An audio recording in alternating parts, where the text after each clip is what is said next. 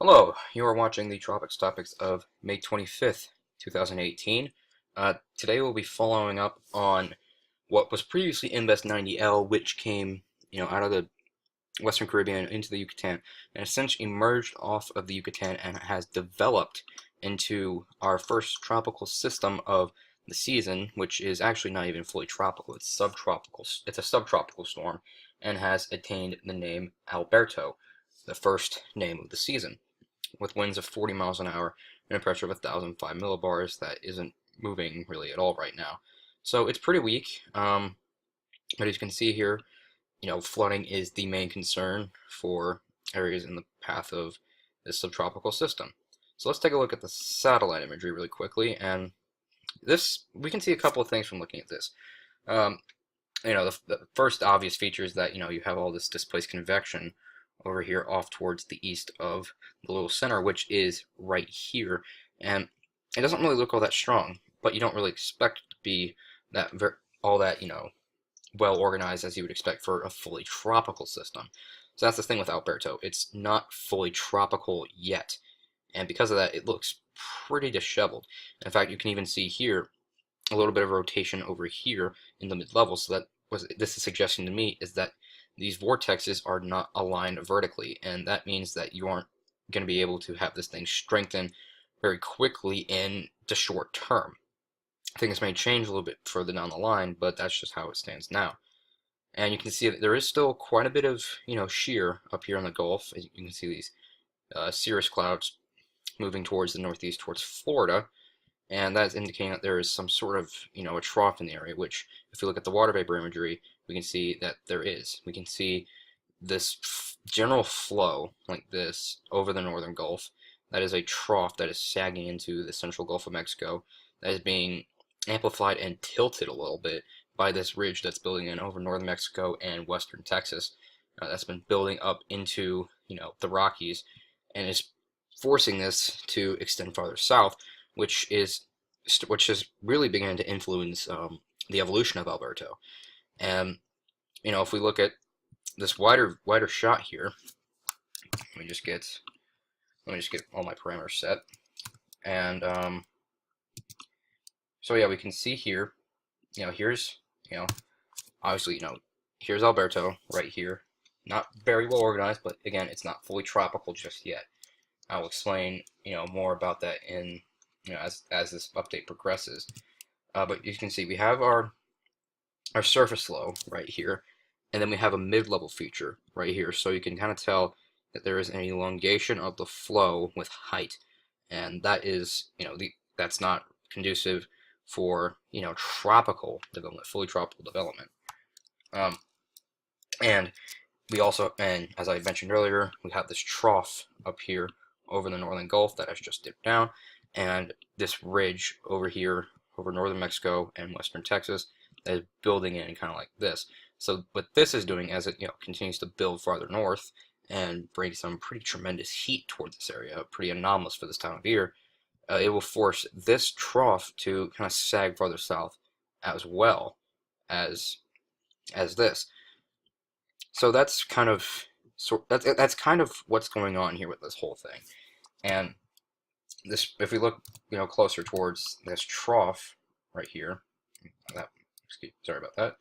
If you look at this trough more right here, we can kind of tell that there's more shearing flow coming like this, so that tells us that it's beginning to sag a little bit, and it's also beginning to sag a bit kind of in the general positive direction, as we can see here in the GFS model. It's beginning to sag kind of positively, so you can kind of see more northwesterly flow over here that kind of diverts more to a purely kind of a northern flow, or southerly flow, excuse me, over here over the eastern Gulf. So what that's going to do is that is going to influence our storm down here, Alberto, and as this moves towards the north due to this ridge that is basically forcing this thing towards the north, you can see that these trades down here in the Caribbean are pretty strong. They're supposed to be strong. It's late May, so this is also this is an off-season storm, so this isn't something that we normally expect to see, and because of that, this isn't really this is an area where we expect formation, but it's not really an area where we expect, storms to really kind of organize, I guess. And that might just be the case with Alberto, because as this trough begins to kind of sag further south, as Alberto moves into the area, what we're going to have is, these two will eventually align, because this will be moving towards the north, and if we look at satellite imagery, we can see that this isn't really moving north just yet, but it's going to be pretty soon, and it'll be deflected north as this kind of begins to sort of park itself due to just, irregularities within the whole shearing flow pattern. So that'll eventually, that'll eventually kind of align those two. And as that happens, as we have, this is where Alberto will be, where this low is, and then this trough right here is going to cut off from the main flow, and that will kind of create, an area of an upper level low right in this area, while we have Alberto down here. What this will mean is that there will be some baroclinic interactions with our storm down here, and that will cause, favorable environment for convection, which likely will eventually lead to Alberto becoming a fully tropical cyclone instead of a subtropical cyclone. Because, if we look at the model right here, you can kind of see how this cuts off right here, and we have the pressure right here that's, dropping as a result.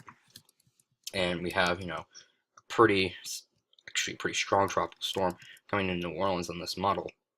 And if we look at the 850 millibar vorticity pattern, and recently this model, the GFS, by the way, oh yeah, and all this is courtesy of tropicaltidbits.com.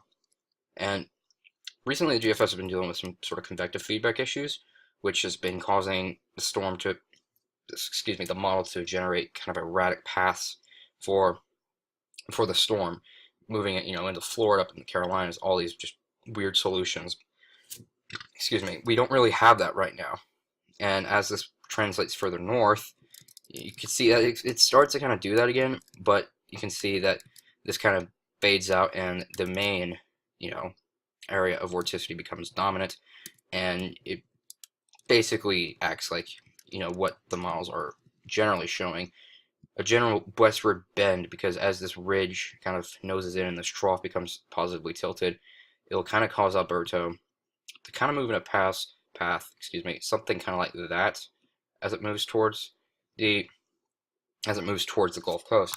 So really, areas in between, say like central Mississippi, or not Mississippi, central Louisiana, over towards Mississippi, Alabama, and the Florida Panhandle, this area right here should be watching for potential landfall of the system. But that won't be the main concern with the system, because you can see all of the heavy weather is associated towards the west of the center right here. So all of this is going to be moving up and towards the southeast United States, particularly Florida and, like Georgia, Alabama, this whole area right here, and delivering even more very heavy rainfall, something that this area has had a lot of in recent days. So if we look at some of the model solutions, if we go towards, the relative humidity anomaly, we can kind of see that, and we have, all this moisture being pumped up into the southeast United States, while we kind of have this kind of a dry slap moving in right here. So in general, Alberto still kind of has that subtropical look, but as we kind of move forward, you can kind of see how more moisture kind of gets associated with the actual center, and the isobars tighten, which means that it's transitioning into a fully tropical cyclone up towards landfall. And conditions here are pretty favorable for intensification, because sea surface temperatures are above average, and they're about 82, 83 degrees Fahrenheit, which is enough to support, convection and tropical cyclone intensification. And that could mean that we could have a strong tropical storm, or, and I highly emphasize or a very weak hurricane coming into this area of the coast. The difference won't really matter too much. Some of the models are showing tropical storm, some are showing weak hurricane. It doesn't really matter either which way you go, because impacts are still going to be mainly confined to heavy rainfall. And as we look at some other models here, like the HWRF, we can see how all this moisture is being funneled up into Florida and Georgia, Alabama, Mississippi, and then and then towards like the latter half, it starts to fully transition and then makes landfall. And this model run shows it around Mobile, but other forecasts say farther west, farther east. It's kind of all over the place. And the last model I'm going to show you here is the European, which kind of has a better synoptic view of this whole thing. So here's our ridge building in over Mexico and Texas, and then here's Alberto coming up here, south of Florida by this is Sunday morning, and then moving towards Florida, making landfall probably around Mobile, Alabama, as it gets kind of forced north by this ridge over here, and this ridge the ridge over Texas kind of remains there, and that begins to build and also forces Alberto towards the north and eventually dissipating, probably by Wednesday or Thursday. Now I'm going to show you one more run. This is something that we could see coming in towards the southeastern United States. This is a 987 millibar low. This is a strong tropical storm, borderline hurricane, coming towards the coastline of Alabama. I'm not showing this to you to scare you. I'm showing this to you to show you what could potentially happen. But even then, this isn't really the area of focus. This out here towards the east is the main area of focus for heavy rainfall, potential for flash flooding, and maybe if the storm gets strong enough, some coastal flooding in the form of storm surge. So let's look at the models. Here's the National Hurricane Center forecast track, currently showing that bend towards the west that I was discussing earlier into this, and this cone is depicting the landfall in Mississippi, and then curving it towards the north. And we have tropical storm watches in effect for the northeasternmost area of the Yucatan, near Cancun, Cozumel, that area, and the westernmost portions of Cuba.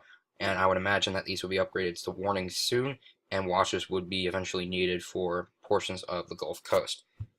So that's kind of the whole rundown of the track. But again, as I've been mentioning heavily during this update, that is not the main issue with. That's not the main issue with Alberto. The main issue, of course, is rainfall, and we could see a lot of it in this area.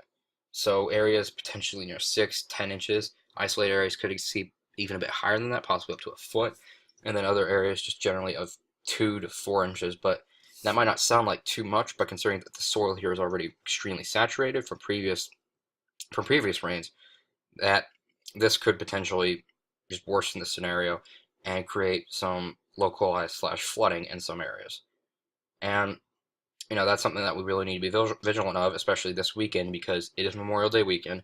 There are people trying to vacation down in these areas for the weekend, and because Alberto is moving into this area, there's going to be a lot of rainfall, and pretty big dampering on your holiday plans. So, and if this thing just intensifies more up towards hurricane strength, and that just compounds the issues more. But either way, it's going to be a big flooding producer, and that is going to be the main story with Alberto over the next 5 days at least. Potentially even a little bit longer, depending on how long it decides to move in this area. Because the slower it moves in this area, generally the stronger it's more likely to become. So that's the rundown with Alberto right now. Elsewhere in the Atlantic, as you can see, nothing else going on. It is still May 25th. It is still, technically, it is before the start of the climatological hurricane season. That begins in about 1 week from today. But as you can see, Mother Nature doesn't really know dates. So right now we have, a subtropical system, and this actually makes 2018 the 4th consecutive year in a row to feature preseason activity, with at least one named storm. 2016 had 2, but it's an interesting feature. But all of these have had subtropical origins, so it doesn't really mean much towards meteorological viewing points or whatever. All right, so that's it for Alberto today. I'll have another update tomorrow if I have the time and if I feel necessary. So thank you for watching, and don't forget to stay weather alert during this time.